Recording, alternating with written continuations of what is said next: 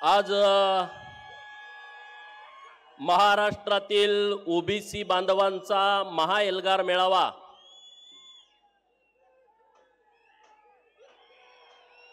पंढरपुरामध्ये पार पडतोय।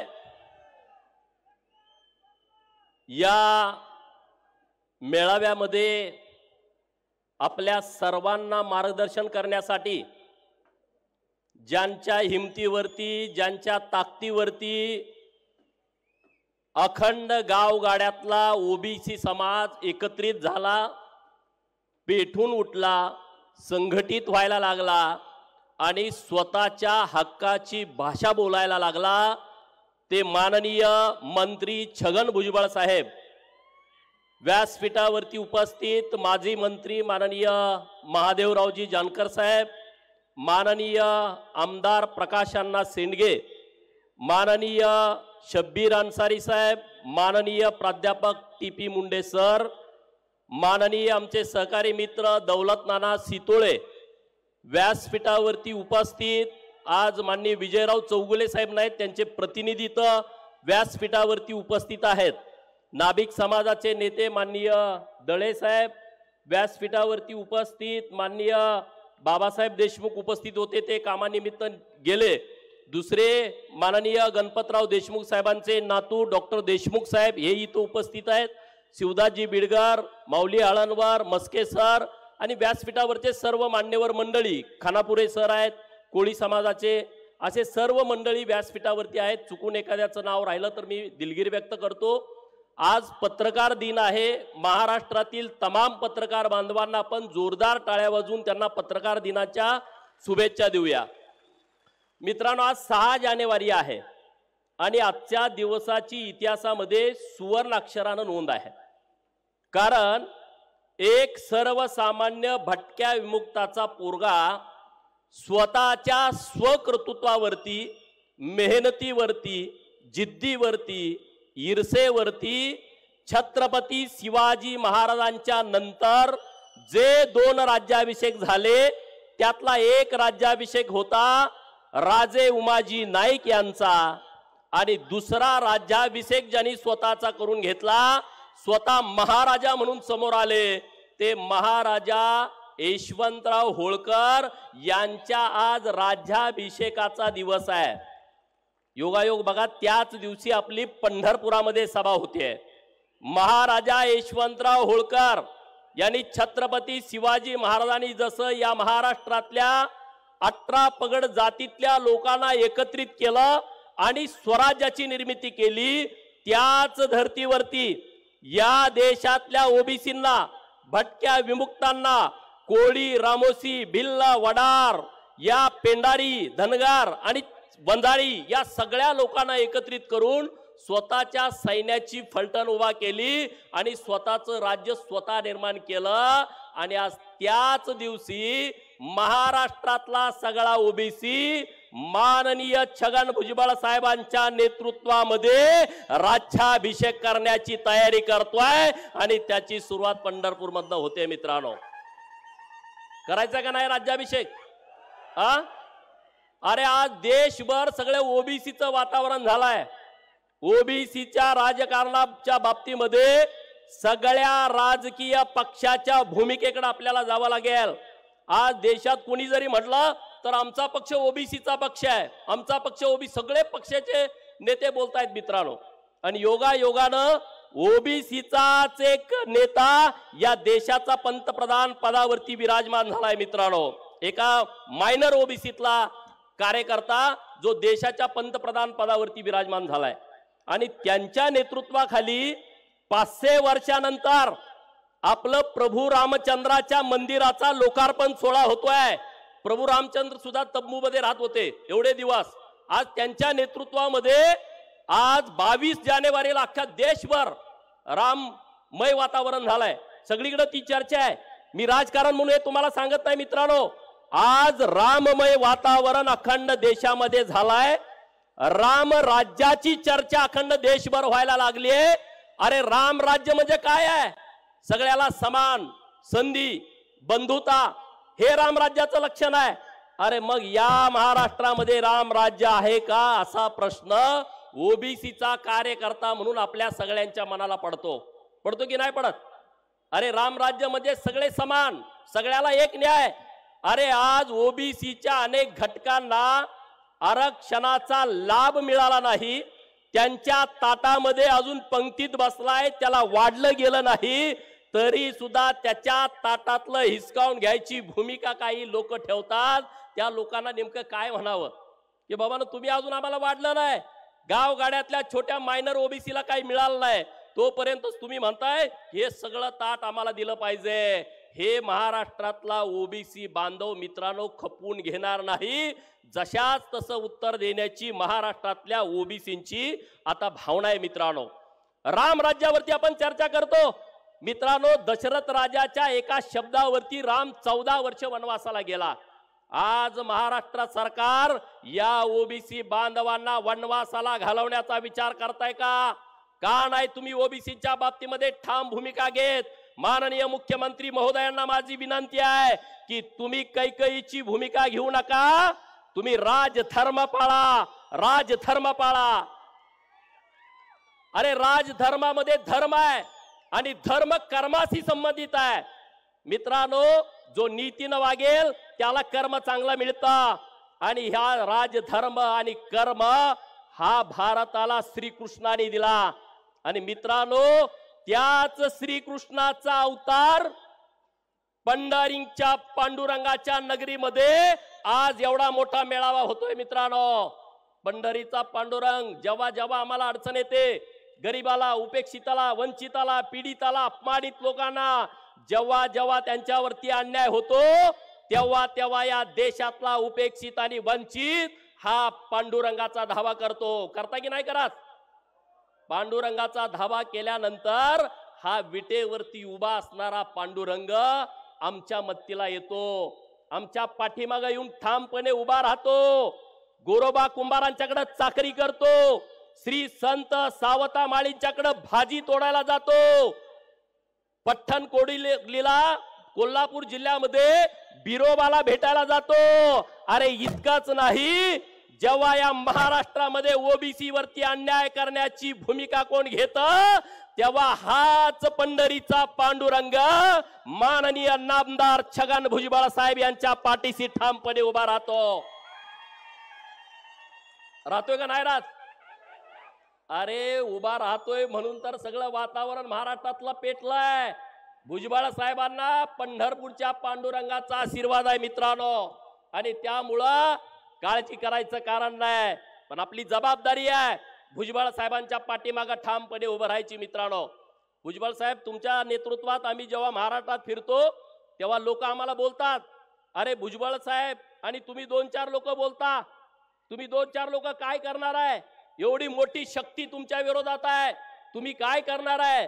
मी त्यांना एवढंच सांगतो, आमचा मेंढका मेंढर राखायला जंगलामध्ये जातो, 100-1 मेंढ्या त्याच्याबरोबर असतात, पण जेव्हा वाघानं जरी मेंढीवरती झडप टाकली तर माझा मेंढपाळ जीवाची बाजी न करता, परवा न करता त्या वाघावरती उडी घेतो. म्हणजे एका मेंढीसाठी तो जीव द्यायला तयार होतो. अरे आता तर आमच्या 346 जातींच्या हक्काचा, अधिकाराचा प्रश्न आहे. हा महाराष्ट्रातला धनगर येडा धाडस केल्याशिवाय राहणार नाही. या सगळ्या ओबीसींच्या पाठीमागे ठामपणे उभा राहणार, हे मी त्या सगळ्या लोकांना सांगतो. आणि म्हणून या महाराष्ट्रातला धनगर हा नेहमी 2 मोड मध्ये असतो.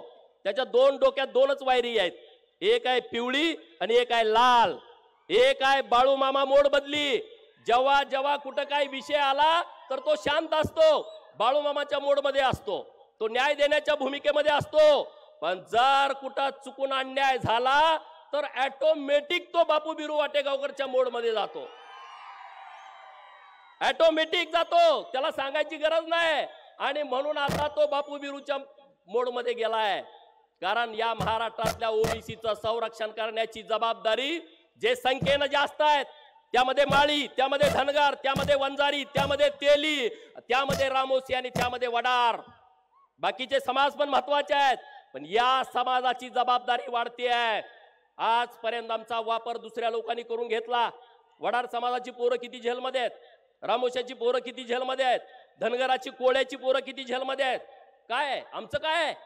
आमच्यासाठी नाही आम्ही भांडणं केली, आम्ही कुठल्या तरी प्रस्थापितांच्यासाठी भांडणं केली, मारामाऱ्या केल्या, खून केल्या. आज महाराष्ट्रातल्या सगळ्या जेलचा जर डाटा काढला तर ही आमची उपेक्षिताची वंचिताची पोरं या प्रस्थापितांच्यासाठी पिढ्यानपिढ्या जेलमध्ये आहे. 10-10, 20-20, 30-30 वर्ष बाप जेलमध्ये होता, पोरग जेलमध्ये, नातू जेलमध्ये. हे कशासाठी? हे मित्रांनो आता आपण सगळ्यांनी थांबवलं पाहिजे, हे बंद केलं पाहिजे. आपल्यासाठी ताकदीनं उभं राहायला पाहिजे, भुजबळ साहेबांच्या पाठीमागे उभं राहायला पाहिजे. काल तर कोणतरी बोललं भुजबळ साहेबांच्या बाबतीत आम्ही असं करून तसं करू, माऊलीनं सांगितलं तुमची कातडी सगळी आम्ही काढून टाकतो. ही भूमिका आपली असली पाहिजे, ही भूमिका असली पाहिजे. इंदापुरात बघितलं, अरे घाबरायचं नाहीये, ताकदीनं एकत्रित यायचं, संघटित व्हायचा आणि आपल्या हक्काचं आणि अधिकाराचं संरक्षण आपण करायचं. दुसरा तिसरा चौथा तुमच्या मत्तीला कोणी येणार नाही की तुमचं आरक्षण वाचवेल. तुम्हाला त्यातनं हकलून लावायला सगळे बसलेत मित्रांनो, यातून तुम्ही सगळं करा. अरे आरक्षणात संपवण्याचा या मोठा डाव सुरू आहे मित्रांनो. ओबीसीला खिंडीत गाठलाय, ओबीसीला खिंडीत गाठून त्याला मारून टाकायचं, त्याचं आरक्षण सगळं हिसकावून घ्यायचं. आरक्षणाला धक्का लागणार नाही एका बाजूला बोलायचं आणि दुसऱ्या बाजूला सरसकट तिकडं कुणबी प्रमाणपत्र वाटप करून द्यायची. भुजबळ साहेबांनी सांगितलं रिक्त जागा भरा आणि सर्टिफिकेट घ्या. अरे संविधानामध्ये अशी सुविधा नाही आहे. संविधान कुणाच्या बाजूला आहे? ज्यांचं सामाजिक मागासलेपण आहे त्यांना न्याय देण्याच्या बाजूने संविधान आहे. संविधानामध्ये अशी कुठं तरतूद नाही. तुम्हाला जात बदलायची व्यवस्था संविधानाने करून दिली नाही. आणि म्हणून तुम्हा सगळ्यांना माझी विनंती आहे, आज महाराष्ट्रात जे कुणबीची प्रमाणपत्र वाटले त्या प्रमाणपत्राच्या बद्दल आमच्या मनामध्ये शंका आहे. कारण भुजबळ साहेबांनी सांगितलं होतं, ते उदाहरण पण सभेमध्ये दिलं होतं. त्यांनी तो जन्माचा पुरावा शाळेमध्ये नोंदीचा दाखवला होता. ज्या मोकळ्या जागा आहेत त्यामध्ये पेनानं जातीचा उल्लेख केला जातोय. आणि म्हणून सरकारकडे आमची पहिली मागणी आहे की हे शिंदे समिती तुम्ही बरखास्त करा आणि जे कुणबी प्रमाणपत्र तुम्ही आतापर्यंत वाटलेले आहेत त्या कुणबी प्रमाणपत्राची श्वेतपत्रिका काढा, पब्लिक ऑडिट करा. या महाराष्ट्रातल्या ओबीसींना त्याच्यावरती हरकती घेण्याचा अधिकार आहे आणि तो आम्हाला द्या. मग कळाल ही खरी सर्टिफिकेट कुठली आहेत आणि खोटी सर्टिफिकेट कुठली आहेत. अरे आज आमचं आरक्षण गेलंय, कुणी काही सांगू द्या. सरपंच पदाचं आरक्षण अनेक गावातलं केलं. अरे गावात एक दाखला दिला, सरपंचाचं आरक्षण गेला. पंचायत समितीच्या गणात एक दाखला मिळाला, पंचायत समितीचं आरक्षण गेला. जिल्हा परिषदेच्या एका गटामध्ये एक जरी दाखला मिळाला, अरे आमची कपॅसिटी नाही या लोकांच्या बरोबर लढायची. आम्ही गरीब आहोत. म्हणून डॉक्टर बाबासाहेब आंबेडकर साहेबांनी आरक्षणाची तरतूद केली. लोक आरक्षणाच्या वरती बोलतात की असं झालं पाहिजे तसं झालं पाहिजे. आता दळे साहेबांनी एक स्टेटमेंट केला, जर तुम्हाला आमच्या आरक्षणामध्ये घुसायचं असेल तर त्यांचं स्टेटमेंट अत्यंत महत्त्वपूर्ण आहे. या महाराष्ट्रातल्या संपत्तीचं आणि जमिनीचं समान वाटप करा. कशाला आम्हाला आरक्षण लागतंय? कशाला आम्हाला आरक्षण लागतंय? अरे बाबासाहेबांनी यासाठी आरक्षण दिलंय आणि तुम्ही ते आरक्षण एका बाजूला कोर्टामध्ये म्हणता या ओबीसीचं आरक्षण 72 जमातीचं रद्द करा. कोर्टामध्ये केस चालू आहे. कोण आहेत ही लोक याच्या पाठीमागं? एका बाजूला तुम्ही म्हणताय की कोर्टातून ओबीसीचं आरक्षण रद्द करा आणि दुसऱ्या बाजूला म्हणताय आम्हाला ओबीसीतून आरक्षण द्या. ही कसली काय भूमिका आहे? या भूमिका नेमक्या काय कळत नाहीत. आणि म्हणून यासाठी महाराष्ट्रातल्या ओबीसीनं एकत्रित आला पाहिजे. अरे एका दिवसामध्ये तुम्ही नोंद सापडली का लगेच दाखला देताय? एवढी दुकानं उघडून ठेवली, दाखला द्यायची. अरे माझा वडार समाजाचा भाऊ जेव्हा दाखला मागायला जातो तेव्हा तो 4 महिने हेलपाटा घालतो. त्याला म्हणताय तुम्ही 1961 पूर्वीचा शाळेचा दाखला द्या, जन्माचा. अरे गेला का आमचा माणूस शाळेमध्ये? 1961 पूर्वी आमचा माणूस एका गावात राहत नव्हता.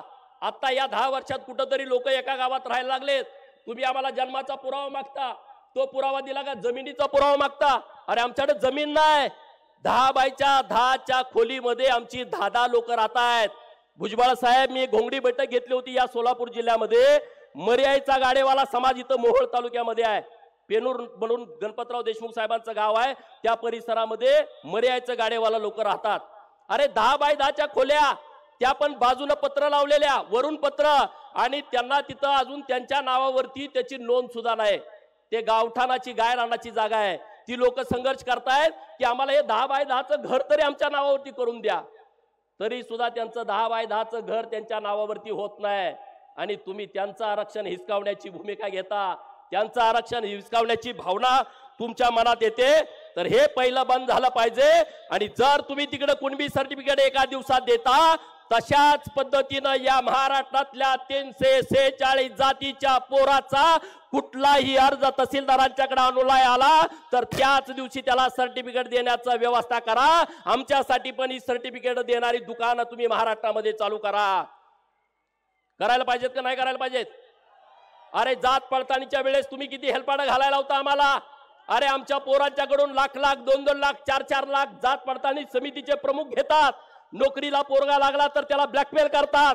अरे आमचं इथलं पदोन्नतीचं आरक्षण 2021 नंतर तुम्ही घालवला. आमच्या ओबीसीच्या, एससीच्या, एसटीच्या, भटक्या विमुक्तांच्या पदोन्नतीच्या आरक्षणाला तुम्ही दगा दिला आणि तिथं परत सरळ सगळी लोक भरून घेतली.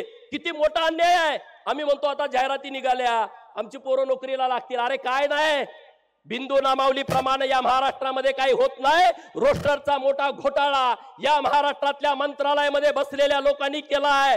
किती जरी जागा निघाल्या तर त्या ओबीसीला मिळणार नाहीत, त्या भटक्या विमुक्तांना मिळणार नाहीत, त्या एससी एसटीना मिळणार नाहीत. आपली पोरं गुणवत्तेच्या जोरावरती ओपन मधनं भरती झालेली पोरं ही सगळी परत आपल्या आरक्षणाच्या बिंदूवरती दाखवलेत. मित्रांनो, एक विषय नाही, अनेक विषय आहेत. म्हणून गावगाड्यामध्ये ताकदीनं एकजूट व्हा आणि माननीय नामदार छगन भुजबळ साहेबांच्या पाठीशी ठामपणे उभं राहावा. ही उभं राहण्याची फार गरज आहे मित्रांनो, फार गरज आहे. तुम्ही जर म्हटला अरे काय होतंय, परत बघू, नंतर बघू, आमचं कुठं जात आहे, तुम्हाला माहित आहे का हे महाराष्ट्रामध्ये सगळा गैरसमज पसरवला जातो. लक्ष्मणकांत बेर्डेचा एक पिक्चर होता आणि त्या झपाटलेला पिक्चर होता आणि त्यामध्ये एक भावला होता, बघितलाय ना तुम्ही? तो अर्धवटराव नावाचा भावला होता, बघितलाय का?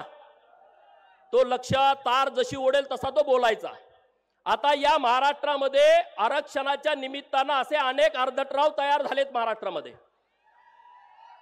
ते काय म्हणतायत की धनगराचा आणि वंजारीचा ओबीसीच्या आरक्षणाशी काही संबंध नाही. टीपी मुंडे सर इथं आहेत की भुजबळ साहेबांच्या पाठीमागे ही उगाच लोक फिरतायत की ओबीसी मध्ये धनगरांचं वेगळं आरक्षण आहे आणि वंजाऱ्यांचं वेगळं आरक्षण आहे.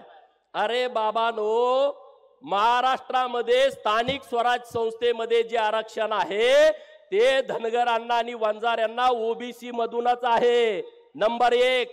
आणि नंबर 2, केंद्राचं जे शिक्षणाचं आणि नोकरीचं आरक्षण आहे ते पण ओबीसीतनच आहे. मित्रांनो, आमची मागणी वेगळी होती, आम्हाला एनटी मध्ये टाकलं. आम्ही ओबीसीच्या या सगळ्या विषयामध्ये ताकदीनं माननीय भुजबळ साहेबांच्या सोबत आहे, चिंता करायची गरज नाही. अरे हा योद्धा आपल्याला मिळालाय ना, हा योद्धा खूप महत्वाचा आहे, जपला पाहिजे.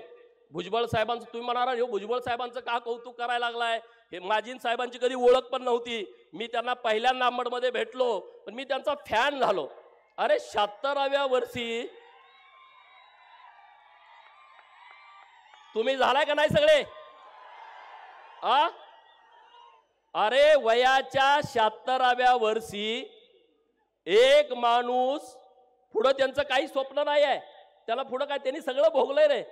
1990 पासून ते मंत्रिमंडळात आमदार वेगवेगळ्या पदावरती आहेत. पण या महाराष्ट्रातल्या 346 जातींच्या ओबीसीच्या समूहावरती आक्रमण होत आहे. त्यासाठी आपल्याला गप्प बसता येणार नाही. वयाच्या 76व्या वर्षी त्यांनी भूमिका घेतली, नुसती भूमिका घेतली नाही, ती वैचारिक भूमिका आहे.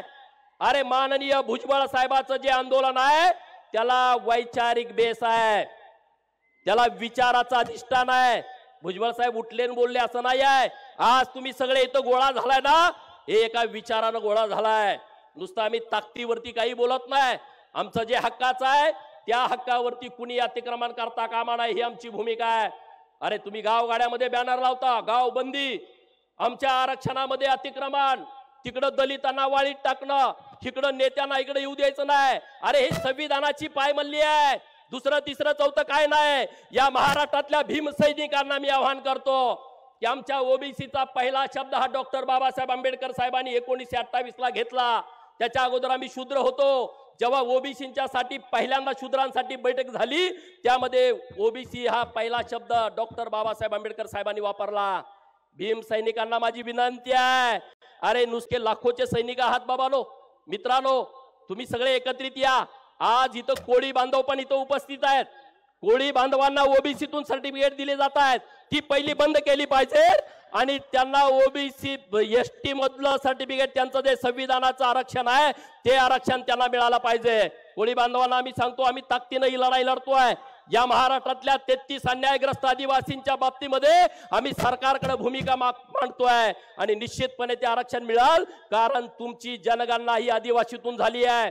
पंढरपूरमध्ये आदिवासीतून जनगणना झाली, त्यांना दाखले मिळत नाहीत, त्यांना ओबीसीतनं दाखले, तर ओबीसीतनं दाखले कोळी समाजाला बंद करा आणि त्यांना एसटीचे दाखले द्या. आज वडार समाज इथं ताकदीने उभा आहे. नाभिक समाजासाठी सगळ्यांनी जोरदार टाळ्या वाजवा मित्रांनो, सगळ्यांनी जोरदार. कारण जिथं भुजबळ साहेबांची सभा असते तिथला नाभिक समाज पूर्ण तालुक्यामध्ये दुकानं बंद ठेवतो. अरे ही हिंमत, हे धाडस, हे स्वाभिमान, हे नाभिक समाजाकडून आपण सगळ्यांनी मित्रांनो शिकला पाहिजे. त्यामुळे या सगळ्या लोकांना आपण एकत्रित करूया. इथला सगळा समाज, जो भटका समाज आहे, जो ओबीसी समाज आहे, हा सगळा भुजबळ साहेबांच्या पाठीमागे आपण ताकदीने उभा करू. मग माळी असेल, साळी, तेली, कुंभार, धनगर, रामोसी, वडार, बेडार, मुसलमान, लिंगायत, परीट, गडसी, डवरी, लोणारी, कोळी, माकडवाला, कुंच्याचा पोरगा, कोलाट्याचा पोरगा, मर्यायचा गाडेवाला, कडक लक्ष्मीवाला, हे सगळे लोक, घिसाडी, वासुदेववाला, ही सगळी लोक आपण एकत्रित करू आणि एक वज्रमुठ बांधू. आज महाराजा यशवंतराव होळकर यांच्या राज्याभिषेक दिना दिवशी या महाराष्ट्रातल्या सगळ्या ओबीसीचा राज्याभिषेक करू आणि राजगादीवरती माननीय छगन भुजबळ साहेबांना आपण बसवू. एवढंच या निमित्तानं बोलतो आणि भुजबळ साहेबांना मी विनंती करतो की आज आम्ही महाराजा यशवंतराव होळकर यांचं घोड्यावरचं चित्र पहिल्यांदा आपल्या शुभ हस्ते आम्हाला प्रकाशित करायचं आहे आणि ते चित्रकार आमचे आहेत, त्यांनी व्यासपीठावरती यावं एवढी विनंती करतो आणि थांबतो.